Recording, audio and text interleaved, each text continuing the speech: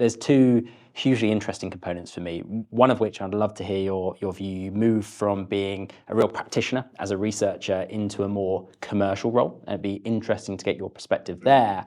Secondly, you made what seems now as a masterstroke of a move into this world of online sample that was truly in its infancy back then, and it would be great to get what excited you about that move. Must have been a lot of risk involved to go there. So maybe we'll tackle that first and then come to that hinging career to a commercial role.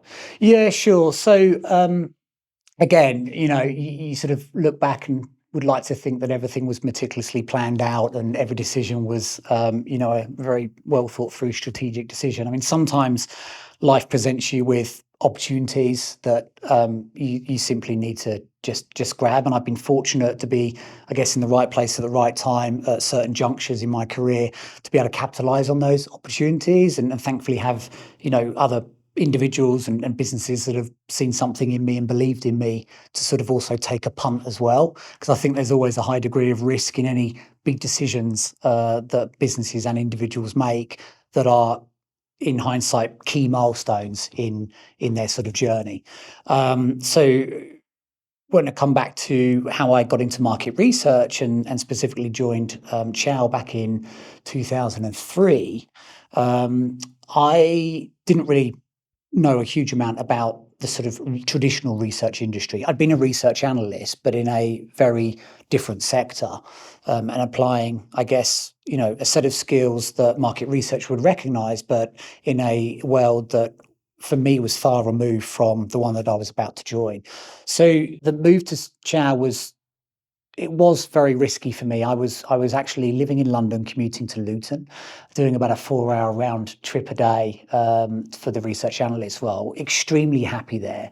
Had been well looked after and almost sort of mothered in that first role. I was one of only two gentlemen in the business, and so it had a very sort of caring sort of motherly sort of environment, and I think that served me very, very well in those sort of formative years. Learned a huge amount in terms of technical skills and the practice of business and sort of research, but also saw what a good culture could do in terms of encouragement, motivation, and I guess sort of understanding very early on sort of that sense of kind of purpose and worth within a role, which it takes a lot of people sometimes a long time to kind of find, if they ever find it. So very fortunate and grateful that I had that in that first role, and I think that served me well when I went to Chow. So I was headhunted. I took a call from a recruiter, and as I said, was very happy in my job, and the pitch intrigued me. It was an opportunity to get back into London and work centrally. It was an opportunity to work for a technology company that appeared to be sort of pioneering or trying to reimagine the way that, in Chow's case, data was being collected to serve the insight sector.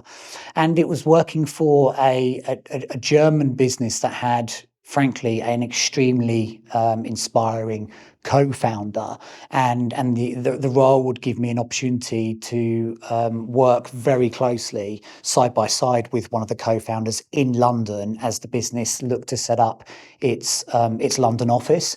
And so for all of those reasons, it just felt like an extremely exciting opportunity. And that move into a more commercial, I presume as you joined Chow, you were much more in a sales role than an analytical role. I was, and it was probably one of many sort of forks in the road that I've, I guess, navigated through my career. That was the first of those. So I was in a kind of research analyst role.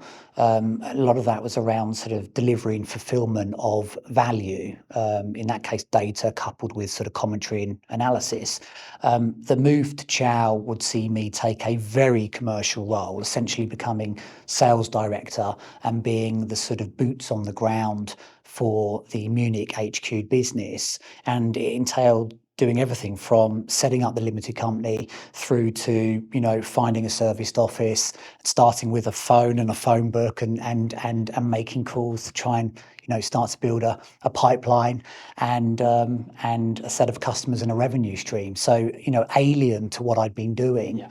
But the thrill of the chase sort of excited me, leaning into something new and, dare I say, getting me completely out of my comfort zone from where I'd been, but knowing I had this sort of almost comfort blanket of the co-founder being based with me that I could learn from, and actually that individual, someone I would now deem a sort of coach and mentor, and we've kept in touch ever since. So yeah, that was one of the first forks in terms of, do I stay down the sort of research analyst kind of / broader research path? Do I pivot and go into a sort of commercial path? I guess the other choice would have been to go down the operational route, and I decided to go down the commercial route. And I felt that the fundamentals I'd learned in the consulting role would serve me well, because and time has shown that actually sales in market research is very consultative. It's about really understanding customer needs and requirements, being able to translate and interpret those, and being very consultative in problem solving and unpicking challenges. And so, those 4 years at CAP Ventures, the name of the business where I was a research analyst, were a fantastic sort of set of building blocks that I could then sort of reapply and build on at Chow.